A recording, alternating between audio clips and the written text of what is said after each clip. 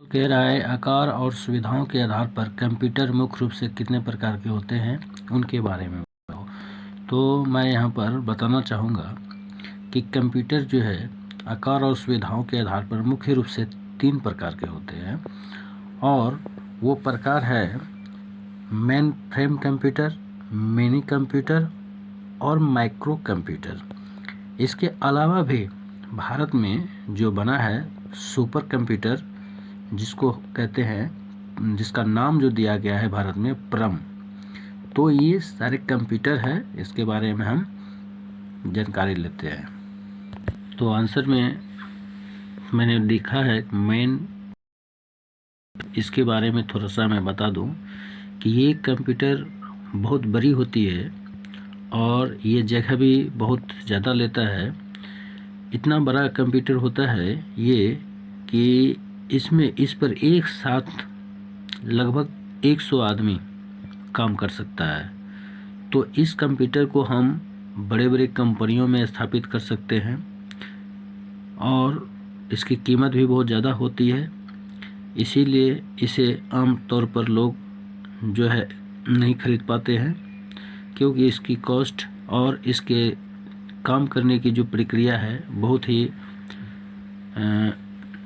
मतलब एक साथ में बहुत ज़्यादा लोगों की ज़रूरत पूरी होती है कंपनी में, इसीलिए उसे कंपनी में ही स्थापित की जाती है। उसे घर पर नहीं रखा जा सकता है या फिर रखने के लिए उसको बहुत बड़ा स्पेस चाहिए, जो संभव नहीं हो पाता है।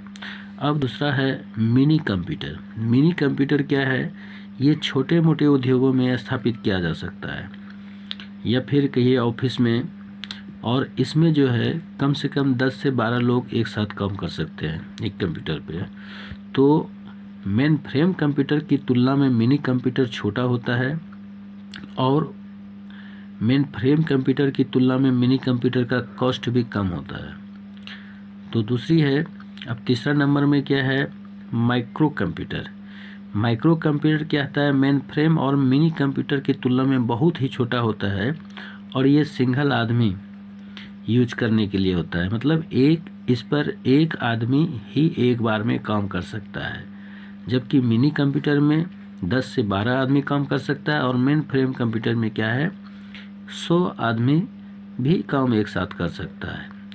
इस तरह से मैंने इनके बारे में बताया कि आकार और सुविधा के आधार पर मुख्य रूप से 3 प्रकार का कंप्यूटर होता है। जबकि भारत में जो बना है कंप्यूटर, उसका मतलब उसको सुपर कंप्यूटर के नाम से जाना जाता है। तो उसे पर्सनल कंप्यूटर भी कहा जाता है। लेकिन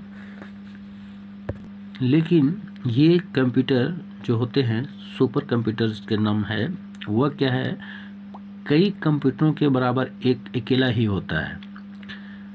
जैसे कि भारत में परम नामक एक सुपर कंप्यूटर बनाया गया है और यह कई महत्वपूर्ण जानकारी एक साथ क्या है, जो घटना पूर्व बता सकता है, ऐसा कंप्यूटर है। इसीलिए उसका नाम सुपर कंप्यूटर रखा गया है, जो सबका निचोड़ रखता है। इस तरह से हम कंप्यूटर के बारे में जाने, कंप्यूटर के प्रकार के बारे में जाने। अब आगे इसके छोटे छोटे पार्टों के बारे में जानेंगे।